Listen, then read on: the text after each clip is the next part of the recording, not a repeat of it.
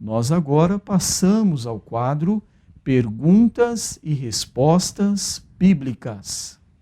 A primeira pergunta de hoje é do ouvinte Edson. Ele quer saber do pastor sobre o Papai Noel, a sua barba, a sua roupa vermelha e também a transladação que ele faz. Pastor, o que significa? Queremos dizer que isso tudo são invenções que propiciam o comércio, que dá margem a uma forma pagã de comemorar o Natal de Jesus, mas que não tem apoio nenhum na Bíblia Sagrada. Então, quando Jesus nasceu, houve celebração do seu aniversário? Sim, é a resposta. Houve celebração. E celebração por pessoas importantes. O nascimento de Jesus foi comemorado com seres angelicais que surpreenderam os pastores que guardavam nas vigílias da noite seus rebanhos. Foram visitados por anjos que cantavam com grande alegria, glória a Deus nas maiores alturas e boa vontade ao homem a quem ele quer bem.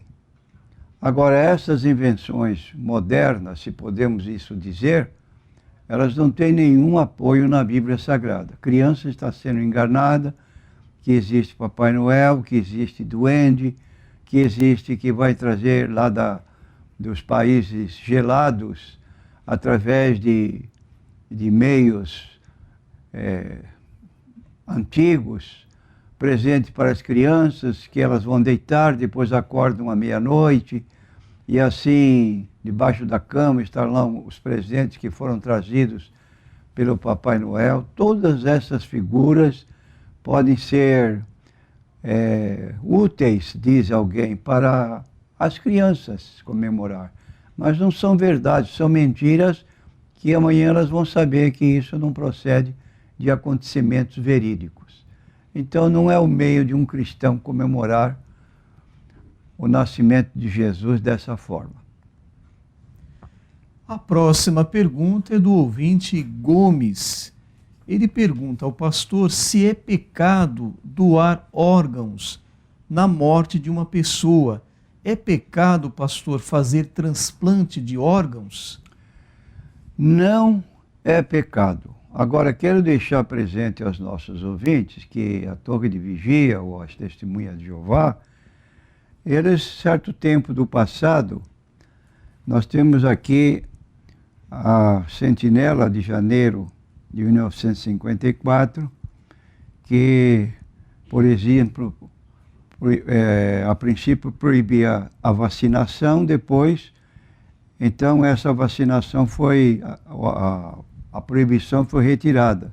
E mais tarde proibido o transplante de órgãos, com a explicação e argumentação de que um transplante de órgãos equivalia a uma transfusão de sangue, sendo ambas práticas proibidas. E Deus permitiu, dizia a revista Sentinela, que os humanos comessem carne animal. Será que isso incluía comer carne humana? Não, isso seria canibalismo, costume repugnante a todas as pessoas civilizadas. Declaração da Sentinela de 1º de junho de 1968, na página 349. E posteriormente essa proibição foi revogada com a seguinte alegação: embora a Bíblia proíbe especificamente ingestão de sangue, não há nenhuma ordem bíblica que proíba especificamente receber outros tecidos humanos. Sentinela de 1º de setembro de 1980, na página 31. Então, cuidado com esses movimentos religiosos que se envolvem em práticas proibitivas a respeito de medidas medicinais que são apropriadas para certas doenças, e com isso há pessoas que não precisariam morrer e são levadas à morte porque aceitam como orientação divina essas proibições, quando na verdade não tem colocação das proibições. Tanto não tem que periodicamente essas mesmas entidades religiosas que fazem publicações dizendo que estão apoiados na Bíblia, elas mesmas retificam, mudam, porque diz que não há apoio. É o caso da vacinação. 20 anos proibindo as crianças de receberem vacinação, usando os mesmos textos que hoje uso para proibir a transfusão de sangue. E essas crianças, como é que ficaram? A paralisia infantil, que vedava as crianças de andar, quantos não ficaram aleijados? Porque não podiam tomar uma vacina que viesse debelar, impedir que a criança fosse atingida por esse problema. Então, nesse particular, não há nada que proíba a doação de órgãos na morte de uma pessoa.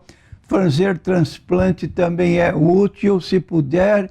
Eu mesmo sobrevivo com esse tipo de medicina há tantos anos atrás e não encontro na Bíblia qualquer impedimento para isso. Cuidado, muito cuidado com quem você recebe em casa, porque amanhã vão jogar proibições à sua frente e você ficará perturbado, não sabendo se obedece à necessidade presente ou se realmente a Bíblia proíbe tais coisas. Agora, veja a inconstância. Se uma coisa é proibida. Não usar um certo tempo uma proibição e depois vir dizer que não há apoio bíblico para aquilo que foi adotado. A próxima pergunta é da ouvinte Maria. Ela diz aqui que atualmente está frequentando a congregação cristã no Brasil, mas ela já frequentou outras igrejas. E tem algo que ela tem notado na CCB. Ela diz que a congregação cristã no Brasil faz acepção de outras igrejas e pede para o pastor falar a respeito. Quero dizer que a congregação cristã no Brasil efetivamente não é uma igreja evangélica. Ela mesma, pelos seus dirigentes, faz questão de apontar que ela é diferente e considera, dentro de documentos que publicam, que nós, evangélicos, somos sectários. Sectários é uma expressão antiga para a palavra sectários. Bom, quanto a chamar de sectários ainda, isso não é coisa grave. Agora, essa igreja sobrevive de proselitismo. Vou repetir. Você sabe o que é proselitismo? Proselitismo é você invadir uma outra entidade religiosa da mesma fé e dizer para esse grupo que eles não estão certos à luz da Bíblia e que eles precisam mudar de igreja, porque só essa igreja, a congregação, que é a única igreja verdadeira da face da terra, e não há salvação em nenhuma outra igreja que não seja a congregação. Ora, isso aí é uma heresia. Salvação em entidade religiosa eu desconheço na Bíblia Sagrada. Eu só leio na Bíblia Sagrada que não há salvação fora da pessoa do Senhor Jesus Cristo. Ele próprio declarou: eu sou o caminho e a verdade e a vida, e ninguém vem ao Pai senão por mim. João 14, versículo 6. Agora, dizer que determinada entidade, o que estão fazendo é copiando da Igreja Católica. A Igreja Católica diz assim no Catecismo: existe salvação fora da Igreja Católica Apostólica Romana? E responde no questionário de perguntas e respostas: não, a Igreja Católica Apostólica Romana é como a Arca de Noé. Ninguém se salvou fora da Arca e ninguém se salva fora da Igreja Católica Apostólica Romana. Me parece que eles devem reconhecer que a Igreja Católica é muito mais antiga do que a congregação. A Igreja Católica foi fundada lá pelo ano 323 da nossa era, enquanto eles foram fundados, criaram entidade jurídica em 1910. Logo, uma é mais antiga do que a outra, e copiar, isso é impróprio. Fazer essa declaração. Outro grupo também que faz a mesma declaração são as Testemunhas de Jeová. No livro Poderá Viver, você precisa conhecer a organização visível de Deus para obter a sua bênção de vida eterna. Eu não preciso conhecer entidade nenhuma para obter salvação. Eu preciso conhecer mais e mais a pessoa do Senhor Jesus Cristo. Atos dos Apóstolos, capítulo 4, versículo 12, o apóstolo Paulo, com muita ênfase, com muita segurança, declarou publicamente para uma multidão de judeus que, quando viram ele falar a um coxo de nascença, que ele pediu uma esmola, ele disse: eu não tenho prata nem tenho ouro, mas vou te dar o que tenho. Em nome de Jesus Cristo, levanta-te e anda. Aquele homem que era conhecido naquela região, porque ele ficava à porta formosa do templo de Jerusalém, para ali mendigar, todos conheciam aquele homem. E quando o viram andar, entrar no templo pulando e saltando e glorificando a Deus, eles não aguentaram de admiração e olhavam para Pedro como se fosse por seu próprio poder ele tivera feito esse milagre. Ele foi claro, sincero, honesto. Por que olhais para nós como se por virtude própria fizéssemos este homem andar? É em nome de Jesus Cristo Nazareno, a quem vós crucificastes, que estes são diante de vós. E não há salvação em nenhum outro, porque fora do céu não existe outro nome dado entre os homens pelo qual devamos ser salvos. É isto que nós pregamos. A congregação prega que é a igreja que salva. E nós dizemos: é Jesus que salva. Meu prezado irmão de qualquer igreja evangélica, seu lugar não é lá. Primeira vez que você for lá, vai ser num dia de batismo e vão dizer que seu batismo é inválido, que só vale o batismo deles. E você vai receber um segundo batismo e vai abjurar da sua fé, porque se você aceitar novo batismo, você está dizendo que tudo que você recebeu de Cristo, no dia que o aceitou como Salvador, não tem valor, por isso você vai receber outro.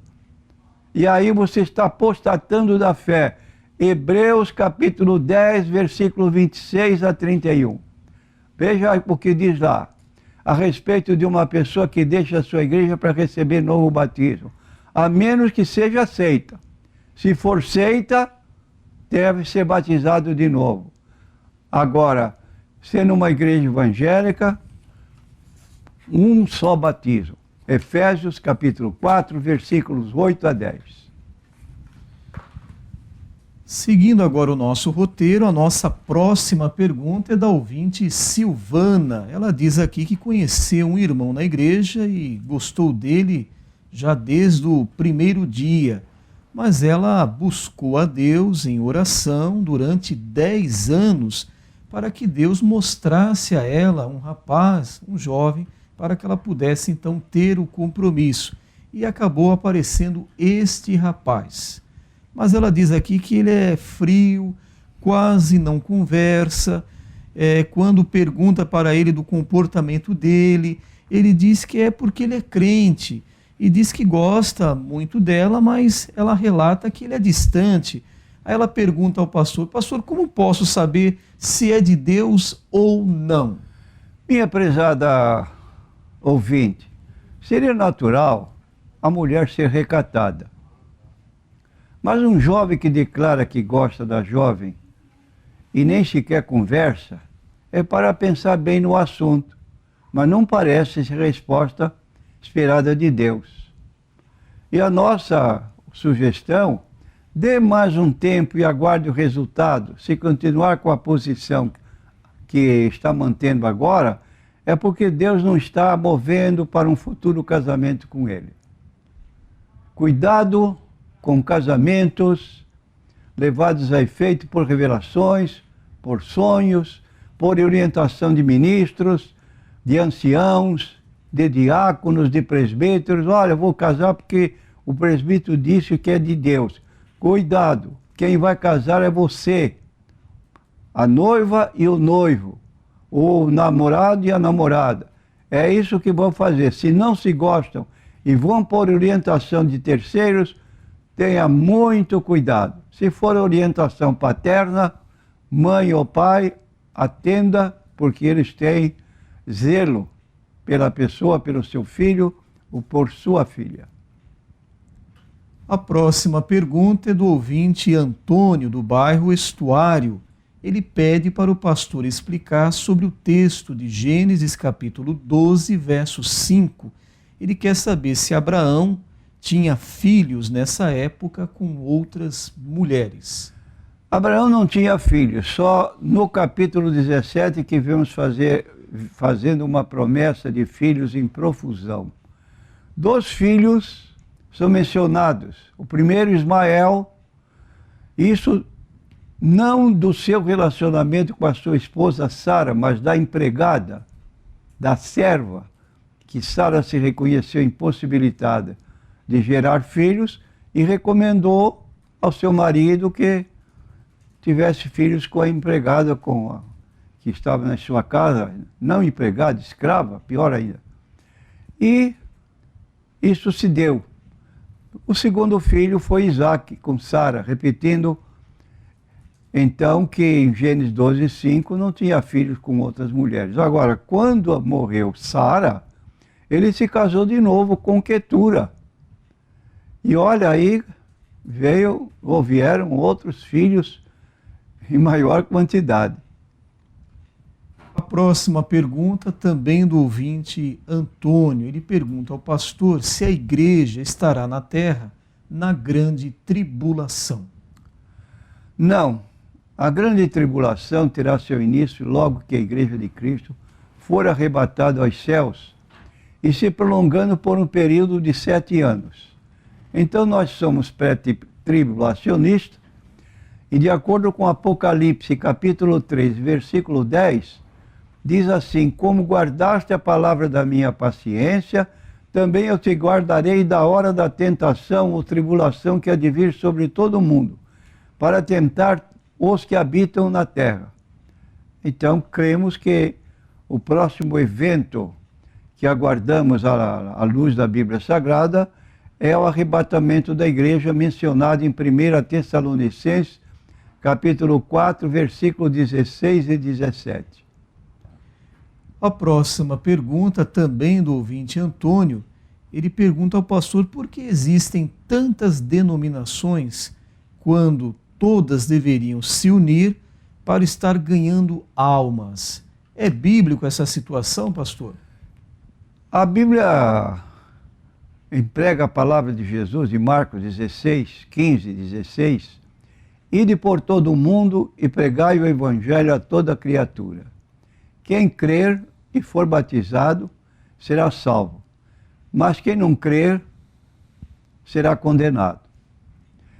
E nós lemos então, posteriormente, quando Saulo de Tarso se converteu, ele começou a pregar em todas as regiões do mundo, ia por cidades gentílicas, e lá pregava o evangelho e, posteriormente, com o cuidado dessas igrejas, ele escrevia suas cartas que são chamadas epístolas, de aconselhamento para as igrejas onde ele havia estado, dando a sua colaboração. E o apóstolo Paulo, numa das cartas, ele fala de pessoas que, querendo causar-lhe transtornos, começaram a pregar nos lugares que ele pregava, nas mesmas regiões, e assim criar um tipo de rivalidade. Mas ele disse mesmo com razão, e eu concordo com ele: olha, esse negócio de dizer que é rival, que convém que fulano está crescendo mais do que Beltrano, Isso aí é secundário. O que vale é que Cristo está sendo pregado. E é no que nós dizemos, as igrejas evangélicas, cada qual situada num bairro de uma cidade, elas têm uma função específica e estão fazendo um trabalho paralelo que outros estão fazendo no outro bairro. E assim, de certo modo, o cristianismo está crescendo, embora esta distinção de entidades que às vezes são colocadas aquelas placas com dizeres específicos e distinguem uma da outra, mas na verdade o evangelho está sendo pregado.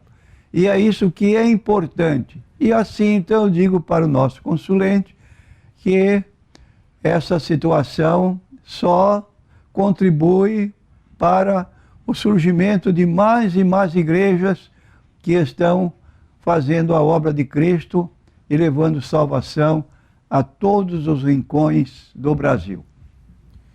A próxima pergunta é NQI Mulher, a nossa ouvinte não quer se identificar, mas ela pergunta ao pastor se ela tirar algo de que gosta muito de comer ou beber, como por exemplo o café, se isso é um tipo de jejum ou se trata, na verdade, de um propósito, não deixando, claro, de comer outras coisas nem de beber. É um determinado alimento que ela gosta muito, mas vai se abster. Ela quer saber se isso vai ser um jejum ou vai ser uma espécie de propósito, de voto, pastor. Eu quero dizer à nossa irmã que, biblicamente, jejuar implica em abstinência de comida, qualquer que seja ela. E não apenas não comer comida apreciada e deixando para o jejum outras comidas não apreciadas. Então, se a irmã quiser continuar na abstinência de determinados alimentos, fica a seu critério. Mas, à luz da Bíblia Sagrada, não é propriamente um jejum. O jejum implica nisso, em abstinência de alimentos. Por quantas horas quiser, quantos dias, sempre podendo beber água, como nós já dissemos, porque a água é fundamental para a saúde da pessoa. Agora, determinadas comidas, abster-se é uma questão pessoal. Mas não vejo base na Bíblia para isso. A próxima pergunta é do ouvinte Marco, da Igreja Assembleia de Deus. Ele pede para o pastor uma explicação sobre a passagem em que o Senhor Jesus estava no monte e depois um jovem, que diz o texto bíblico, deixou cair o seu lençol e saiu correndo nu, pastor. Essa passagem está em Marcos capítulo 14, versículos 51 e 52. Seguia-o um jovem coberto unicamente com um lençol e lançaram-lhe a mão, mas ele, largando o lençol, fugiu. Então eu quero dar uma palavra sobre esse enigma, quem era esse jovem? Porque a Bíblia não menciona. Mas a sugestão que esse é um episódio enigmático da Bíblia e ninguém sabe, repetindo, quem é esse personagem. Agora, fugir nu quando a turma vem para prender Jesus e seus seguidores, há motivos para crer que se trate do próprio Marcos, que escreve o episódio. Só ele escreve, escritor do Evangelho. Mas independente de identificarmos quem viveu essa situação vexatória, esse registro inusitado não está na Bíblia por acaso. E você talvez pergunte, e o que nós vemos então de que possa ser útil para nós? O que vemos? Um jovem que passa do privilégio de seguir a Jesus à vergonha de abandoná-lo nu. Muita gente vive essa terrível experiência, não no aspecto literal, mas no espiritual. Num dia é identificada com os que seguem a Cristo. No outro, tem vergonha e sente-se desprezado se estiver em companhia de pessoas que são crentes, mormente se forem vistas por pessoas da família ou outras pessoas de sua intimidade. É o que nós podemos dizer. Tem vergonha, abandona a posição que segue definitivamente a Cristo. Bom, rapidamente nós temos ainda aqui duas perguntas da ouvinte Mara. Ela está saudando a todos aqui com a paz do Senhor, diz que está ouvindo o programa. Nós agradecemos a sua saudação e que Deus abençoe você e a sua família. A Mara pergunta ao pastor sobre o uso de véu na CCB. Por que as mulheres usam véu na CCB, pastor? Bom, não vamos negar que em 1 Coríntios, capítulo 11, lá fala do uso do véu pela mulher. Agora, é preciso que nós saibamos que Corinto era uma cidade onde havia cultos, chamados cultos com mulher, com prostituição, como era costume nos tempos antigos. E havia prostitutas de aluguel, que estavam a serviço daqueles que vinham adorar seus ídolos, e entravam no templo, onde as imagens desses ídolos estavam, lá dançavam e depois davam margem ao sexo dentro desses templos. E essas mulheres andavam na rua com a cabeça descoberta. É uma característica de reconhecer uma prostituta pela forma de ela não ter cabelos. Então já era uma mulher que era convidada, que era acompanhada, mas havia as mulheres casadas com respeito, que tinham seus maridos, e para distinguir essas mulheres sérias, para não sofrerem alguma tentativa de convite impróprio, elas usavam esses véus na rua, para mostrar a sua situação, que era diferente do que estava acontecendo de modo geral na cidade. Então diz aqui o texto bíblico que a mulher cristã, ela poderia ter o seu cabelo crescido, e este cabelo crescido lhe serviria de lugar de véu. Mas ter a mulher cabelo crescido lhe é honroso, porque o cabelo lhe foi dado em lugar do véu. 1 Coríntios capítulo 11, versículo 15. Agora, observe que as pessoas da congregação, elas usam o véu apenas naquele momento que estão dentro do templo. Quando saem à porta, para retornarem para suas casas, não usam mais véu. O dia inteiro, em qualquer serviço por onde andam, estão sem véu. Apenas dentro do templo.